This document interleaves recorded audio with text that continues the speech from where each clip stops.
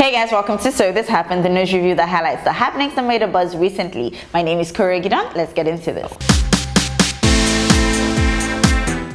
There's a saying in my country: don't leave your hungry baby crying while setting traps for rats in the backyard. So for a while now, there's been the passing of the anti-social media bill, which is intended to curb the contents of people's social media use, from things like spurring hate speeches or spreading false information against the government. Now, there was an old bill which never saw daylight because the president said he was pro-freedom of speech. However, this new bill has passed the first reading.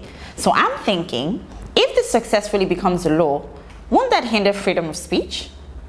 Here's how people reacted. @Citizen Gavel says, "We advise all Nigerians to stand together and rise against a new social media regulation bill that attempts to prevent freedom of expression as guaranteed by the Constitution. They hide under hate speech and fake news to curb Nigerians from speaking truth to power." China Doze says, "The Senate has introduced a bill to regulate social media. No matter how they try to twist it, it's nothing but a legislation to gag free speech, suppress dissent, and arrest critics. This too shall pass. We shall overcome." This new bill states that a defaulter would have to pay a fine of 150,000 naira or face a maximum imprisonment of 3 months. Wow, 3 months for one post? It almost seems like every morning you open your eyes, you wake up to some unusual story. I personally don't know how this happened, but it happened. 2 nuns fell pregnant. Now, these 2 nuns from 2 different religious orders in Sicily, Italy, came to Africa for some missionary work, and they left with souvenirs. Yep, each one has a baby in her belly.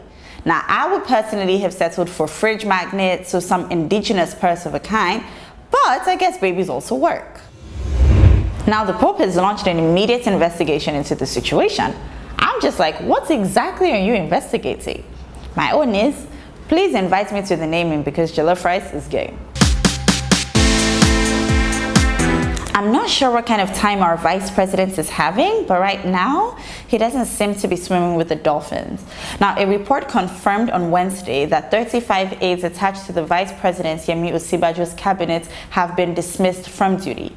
In a statement, a source said, "Some of those dismissed are those who have been made redundant since the VP's duties have been reduced and some of the social investment programs have been put under other ministries." Yeah, I mean, it makes sense. If you don't need the extra aides, you can save some money. However, Afenifere said that the vice president is practically out of Buhari's government. Here's what people had to say. David Adams says, "I hope this is not the beginning of the end of Osinbajo's relevance as the number 2 man in government. These cabals are just shaking everywhere. The lovely wife of the president isn't spared either."